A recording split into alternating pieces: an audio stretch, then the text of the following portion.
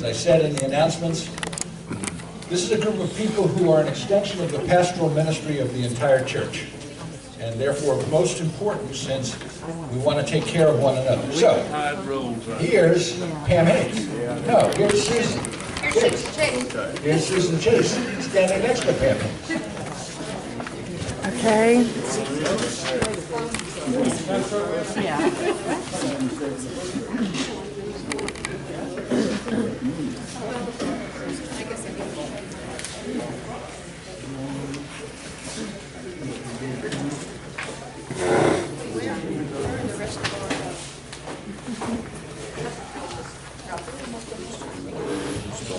Mike and Bill. Mike's doing his usual, what he always does, which is ministering to people out there. Mike. What? He thought you meant the other Mike.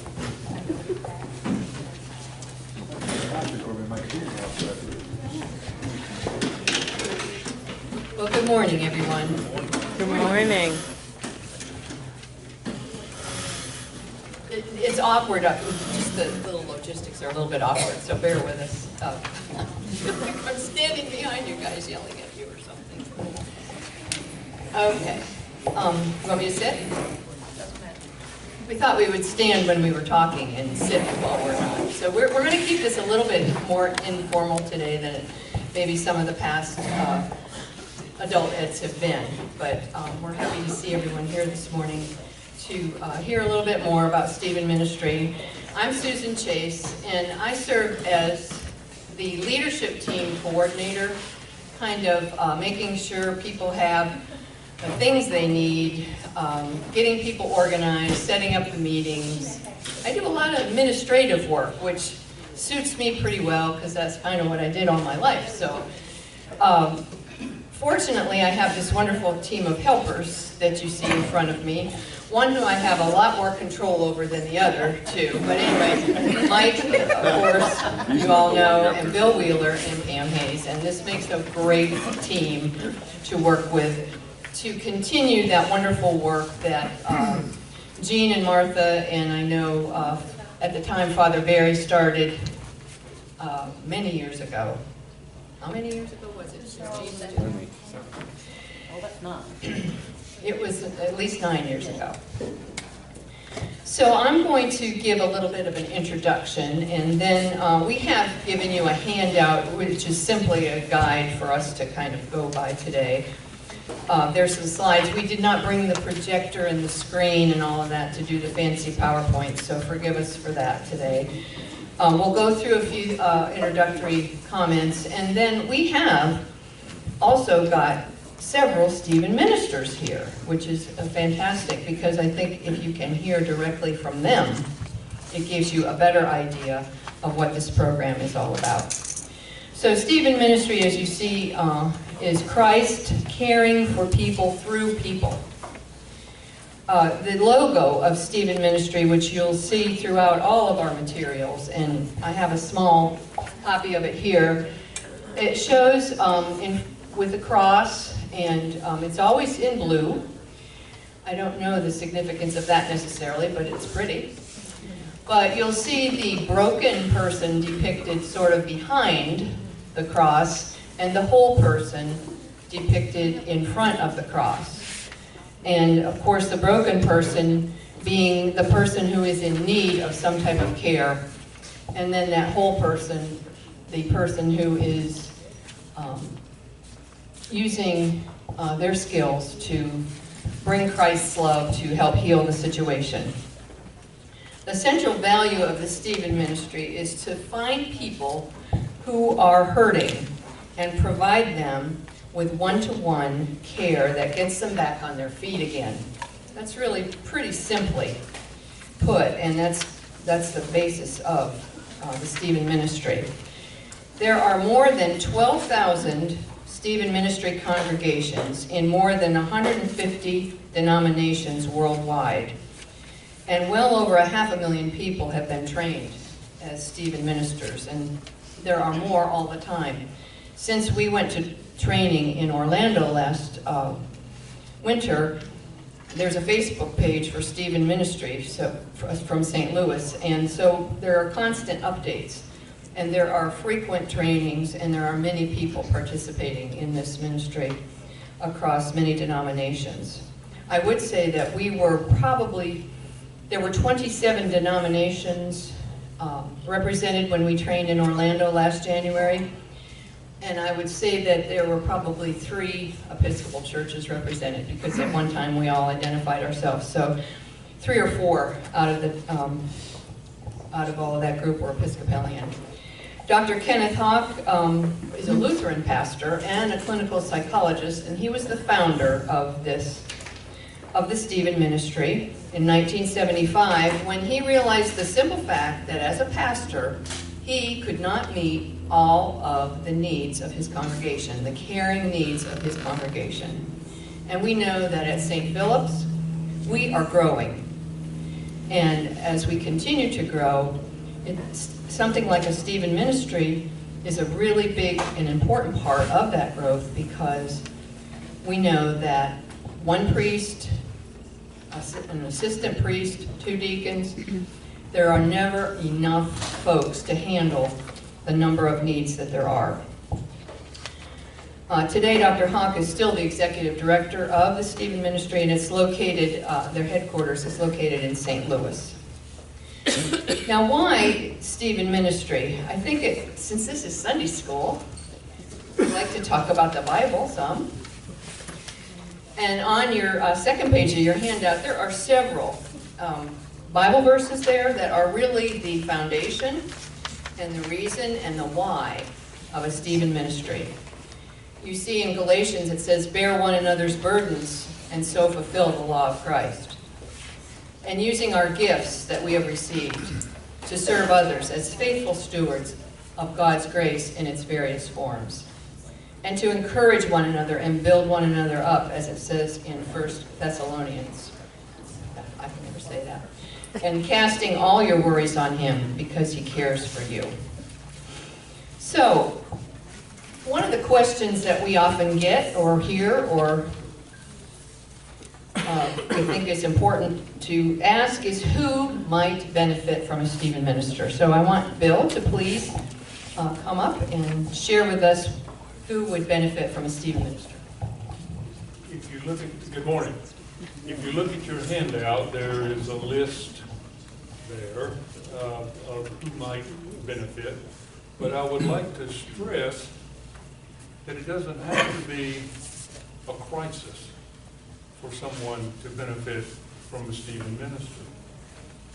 We, instead of the word crisis, prefer to use the word interruption. There is an interruption in your life. Perhaps it would benefit you to have confidential conversations with someone on a very regular basis, once a week for an hour, to help you get through this particular time in your life. There is no term that is required. It's up to the people involved. When the care receiver, as we refer to the person who is receiving the care, feels that normalcy has returned, it's perfectly fine to terminate the association with the Stephen minister. And that's a very important fact. It's not a lifelong commitment by anybody, but we are, I've heard it said by Pam in her sermon, we are the after people, after the funeral, after the priest leaves, after you come home from the hospital, whatever. It's nice to have someone who understands, tries to understand, who does not take a stand on what your problem is. We try to affirm and build you up. Okay? You want me to do the care receiver quote? Or Mike's gonna do it? Okay. Michael Chase, I had to assign everybody parts. Good little teacher there. mourning the LSU loss, but he's still here. And hold on to that. I'm trying to get his mind off Can of you guys that. hear me without me using the microphone? Yes, Can you? yeah.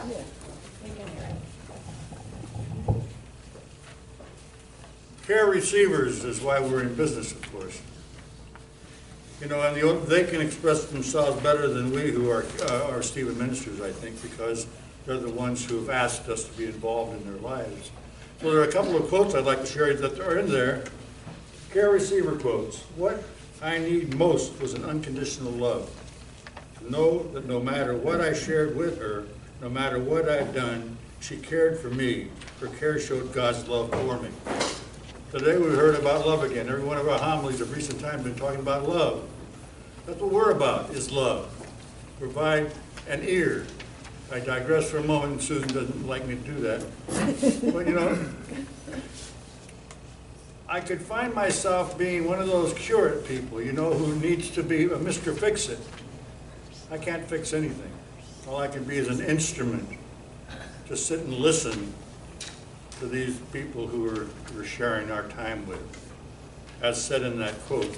Said in another quote, put the page up, I get nervous in front of people. When my Stephen minister is here, I feel like the church is here with me. She brings a church to me. That's pretty heavy stuff, actually. And that is a statement. I could not share a care receiver's information. It's strictly confidential. But this is stuff coming from them that is heartfelt. And that's why we do what we do. Even if I didn't say it. One of the things that, something Mike said made me think. One of the things that frequently we hear in Stephen ministry is, God is you are the caregiver, God is the cure giver. And that is a very important distinction. Did I say that correctly? You did say that correctly. Okay, Yes. good. Good morning, everybody. Good morning. I feel like Uncle Sam. Stephen Ministry needs you. That's right. This is, as has been mentioned, it's an entirely confidential relationship between a caregiver and a care receiver. It's a one-on-one lay ministry. So although I was trained in the initial class of Stephen ministers and I'm now a Stephen leader, I do not actually at the moment have a care receiver, although I would be perfectly willing to step into that role again. But it is, we never mix the sexes, so it's woman with woman, man with man. We have so many needs in this congregation. Some of them are being met by our wonderful team of Stephen ministers, but we are pretty much all matched already. We don't have anybody extra, and yet the needs keep growing. You are trained for this ministry. You get 50 hours of instruction in the classroom. You are then, once you're commissioned as a Stephen minister, you are then matched with a potential care receiver. That's carefully done. The process to become a Stephen minister is you fill an application out. You are then interviewed. We then do a background check through the diocese. There are many steps that go into creating a Stephen minister, and there are many, many, many guidelines as to what we do, what we don't do, when we refer to professional help. It's a very well-structured system. You then are required every 2 weeks to come to peer group supervision. Again, no names are mentioned, but you are required to talk with your Stephen ministry peers, let them know how your relationship is going, and let them offer suggestions to you if you are having trouble. That's what peer group supervision is all about, is to make sure that your relationship is progressing and that God is still working within that relationship for you. Something I think we tend to forget sometimes. We also do continuing ed. So once a month or every other peer group supervision, we either invite somebody in to talk to us about hospice or senior care or anything else that might be on everybody's radar at the time, just to increase our knowledge. We have invited in sheriff's deputies. We have asked for psychologists, people to come in and talk to us about Alzheimer's and dementia. So there's a wide range, plus we have continuing education modules in our textbooks that we also then, we do the required modules, and I think on the back of the one-page handout, it shows you exactly what the modules are, the required modules for the initial training, and then there are more in each book that give us more options for continuing ed. This is a ministry, as I said, not just for women. We need men. We need men to be Stephen ministers, to be caregivers. I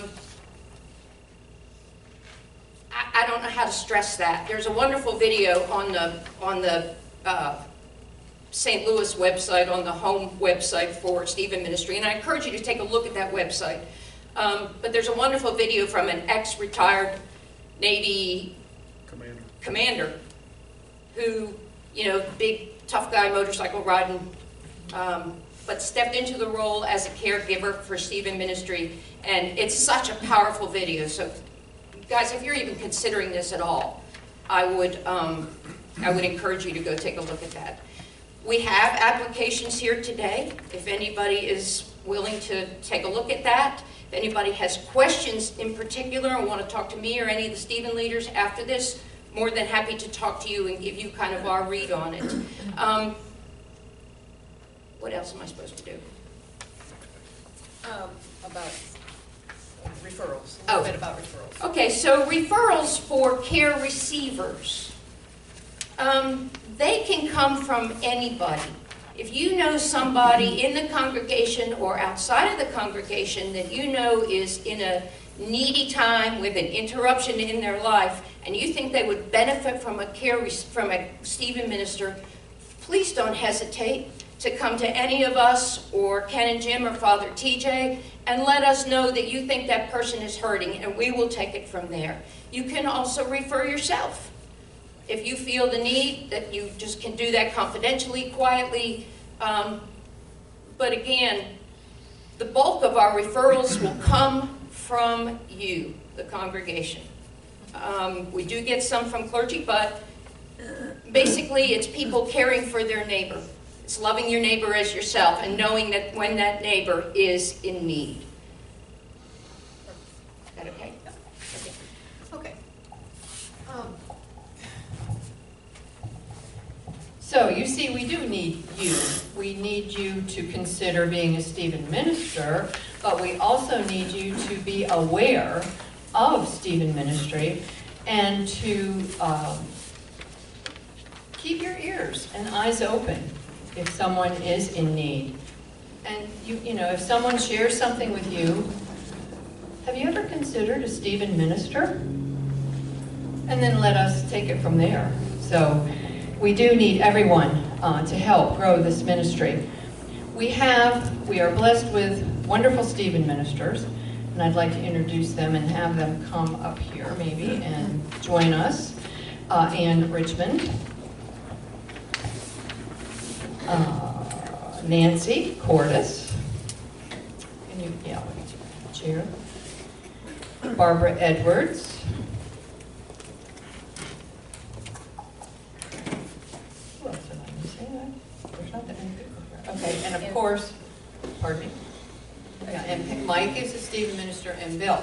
And you may have been reading the various things that we've been putting in the bulletin, and so you're aware that next Sunday, some of these same folks will be going over to the Presbyterian Church, Southport Presbyterian Church.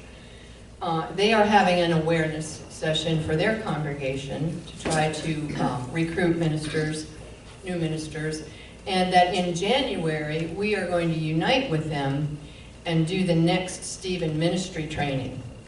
So we're really excited about that because so far, we have maybe two or three applicants, and we're not too sure how many more we're going to get, but the Presbyterians were kind of in the same boat. They have 2 or 3. if we join together, we can get a class of 6 or 7, and that will be great. And we can also share in the training. And I think it's great for our community. So you are also invited, if anyone is interested, to hear more or to hear a different perspective next Sunday at 12:15 at Southport Presbyterian. Okay, so our Stephen ministers, does anyone feel called to share a little bit? And then we'll have a little time for questions afterwards. Thank you, Barbara.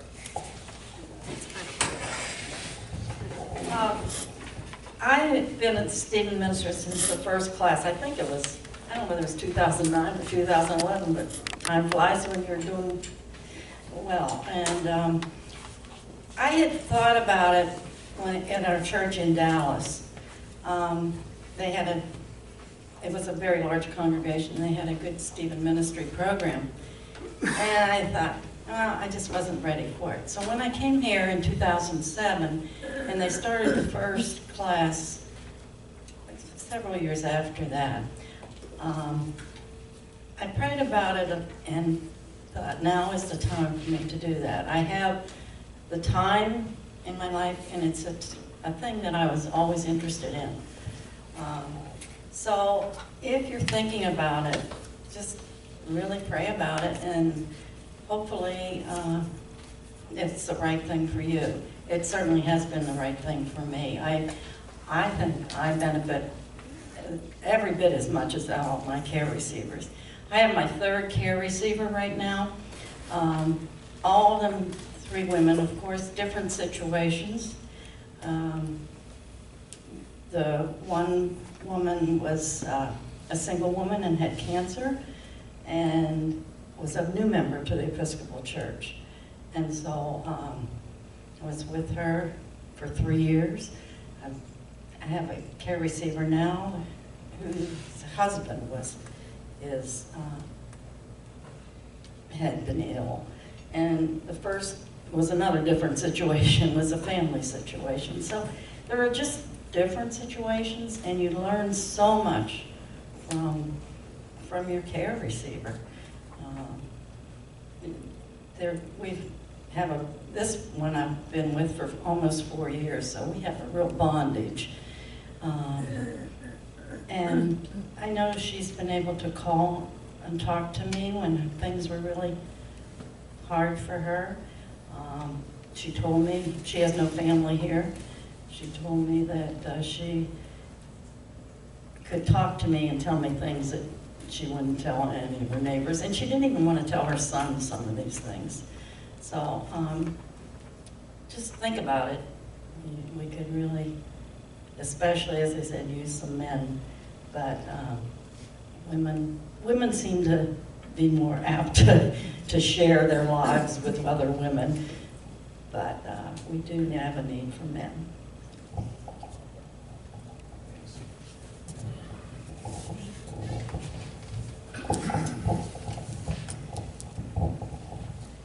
Well, good morning, everybody. When Susan asked for me to speak today, I thought I had to go back a few years. I was also in the first class, so it's been a long time that I've been trying to do this. And I had an opportunity to do it a few years ago in my former church, but it was not a good time for me to do things like that. I had too many other things happening in my life. But when the opportunity came up here, I thought about it, and I decided it was something I'd like to try to do. And one of the questions we were asked on the lengthy application that we had to fill out was, why are you doing this? And I'm doing it because I've wanted to pay back all the blessings that have graced my life. I've had a good life, many blessings, many happenings, and I wanted to pay back. And if I could help somebody else, I wanted to do that. And I enjoy people. I enjoy getting to know people and learning about them, hearing about their life, and listening to their problems. I'm a good listener and listen, interject as little as possible.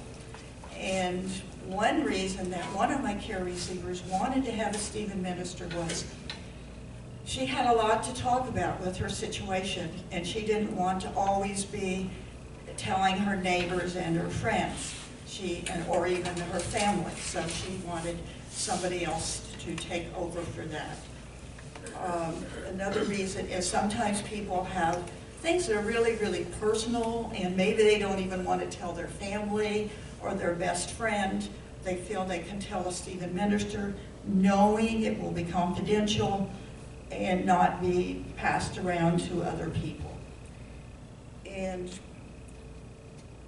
I guess the other thing that I might say is I have enjoyed each of the 3 care receivers I've had.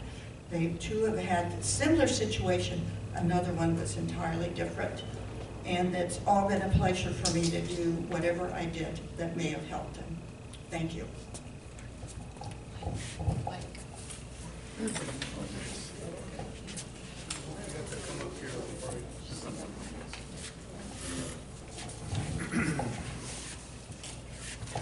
Now, some of you out there may be thinking this sounds like an awful lot of work, and it is. The training is intense, 50 hours, but it goes by very quickly, and you really learn an incredible amount of stuff.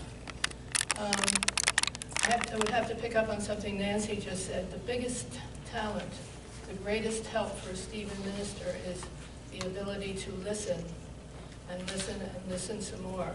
What is actually difficult for some who would be attracted to this ministry is that you're not supposed to fix it.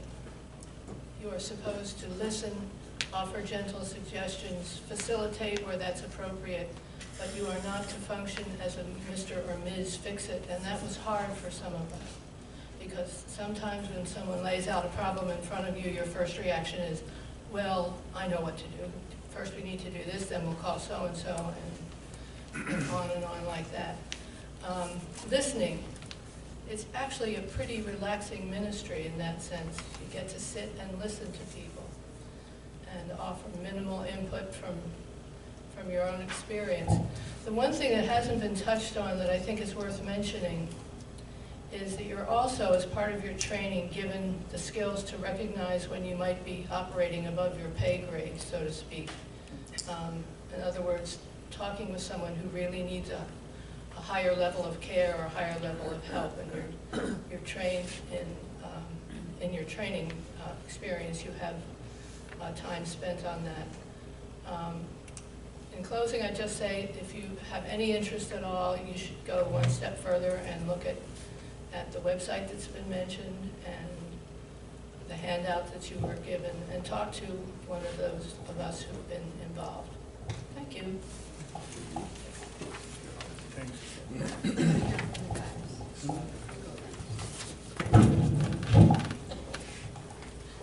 One thing that hasn't been mentioned is the rewards to the individual Stephen minister. A very strange thing happened to me about halfway through the training. My wife looked at me and said, "You know, you've changed." And it was because of what we had undergone in the training as far as listening, how to interact with people, not solve problems, how to be, not be aggressive, not use sarcasm. It's a wonderful experience, and you find out that, as has been mentioned before, sometimes the care receivers are on an island. The people that they used to associate with for various reasons don't come around anymore. They don't get asked to go places, and they're sort of in a situation where everybody they know has heard their story and don't want to hear it again. But the Stephen minister comes once a week, and they feel free to talk about anything that's on their mind. And another most important aspect is the supervision group. And I won't candy coat this. This is hard work. You go in with just you and God to talk to somebody about something that's very painful in some respects to talk about. You need time to unburden yourself. And we're not allowed to talk to our spouse or anybody else because of the confidential nature of our relationships. So we get together every other week, so just about. And as I tell people, we get to lay down our shields and put our swords in the scabbards and just be ourselves and ask the other people in our group, help me. What we want to do is improve ourselves so that we can better help the care receivers. And that's where we're coming from right there. And I think I've said enough.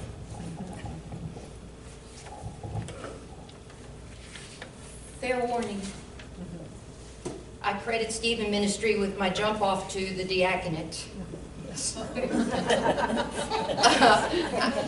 Bill said something that rang a trigger for me because my mother told me the same thing halfway through my Stephen Ministry training. You know, you've changed. I can see some of these skills at work, and these are skills you will use not just in a caregiver relationship. You will use them with everybody you meet. It's a miraculous, incredible transformation. The skills that you're provided with are life skills, are not just skills for that particular relationship for Stephen Ministry. They work everywhere you go, and I just wanted to let you know that. We're thrilled y'all were here today. Let Mike say something. Oh. We want to hear the male perspective. I was looking around the room and seeing all the men waiting for a man to talk about this. Well, Bill did, and I appreciate that. He said something about sarcasm. I like sarcasm and sense of humor, and my relationship with my care receiver was one that was 2 hours a week. That's how much we enjoyed one another. I would leave wondering who got the most out of this gig. And we didn't sit and pray for 2 hours. We laughed, we cried, we learned a new phrase, real men do cry. It's kind of cool. And we did. And it was a heartfelt relationship that never in my life did I think I'd ever experienced other than with my sons. 2 doddering old men talking about their day. You know, and it was God-centered. We didn't pray, as I said, for the whole 2 hours. But I think in our conversation we were praying prayerfully, just by conversing with one another. And I look at my watch and say, my gosh, I have another meeting I got to get to at noon. I didn't say that to him. But it was amazing how those 2 hours just flew by. And I didn't realize I could get so attached to someone. You know, that when the relationship ended, I was kind of at a loss. That's the self-centered, selfish part of me, okay? But it's all right, you know, and nothing in my training told me I couldn't be human. Even a Lutheran pastor couldn't tell me I couldn't be human.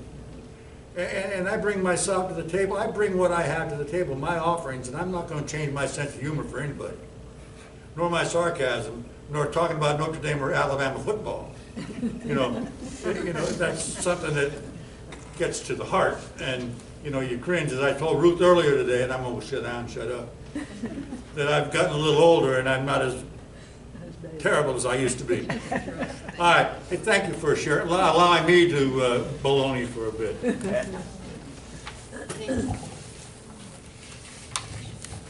To our ministers, thank you for sharing, because we really felt as a leader team that it would be most beneficial to just hear from people who are doing the Stephen Ministry. I have applications, and I wonder if any of you have questions that you might want to ask. Where does the name Stephen Ministry come from? Thank you. Stephen, Stephen. if you recall, there was an apostle named Stephen who was stoned because he had faith in what's called the way. And he was arguing with the Jewish people in Jerusalem, and they took it to heart, took him outside, and stoned him. It's not going to happen to you. But his position in the hierarchy of the early church, he was designated to help feed the people, so the apostle, and do the nitnoy things that had, so the Peter and the big guys could do the proselytization type things. So that's where it comes from. He was helping the people who were the early Christians. Thank you. Nina, do you have something to add to that? I'm sitting here mouthing. Stephen was the first deacon. That's what I thought, yeah. He was what?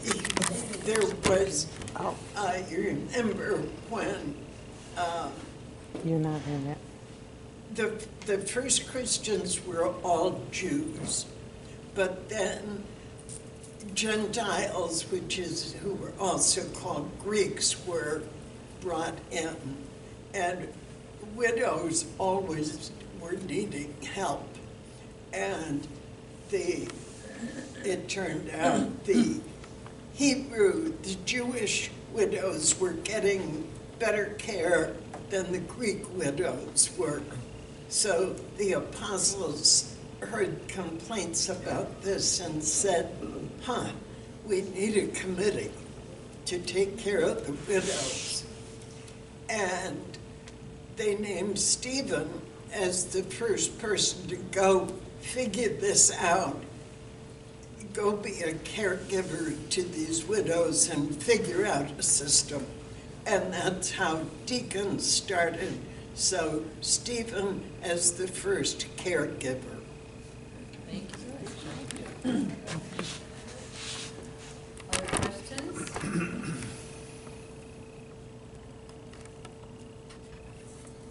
I'm sure everyone will be happy to answer anything that you might have one-on-one. Does anyone else have anything they'd like to add? No, just thank you. Thank you for Thank you for staying and coming. listening, and we look forward to continuing to serve.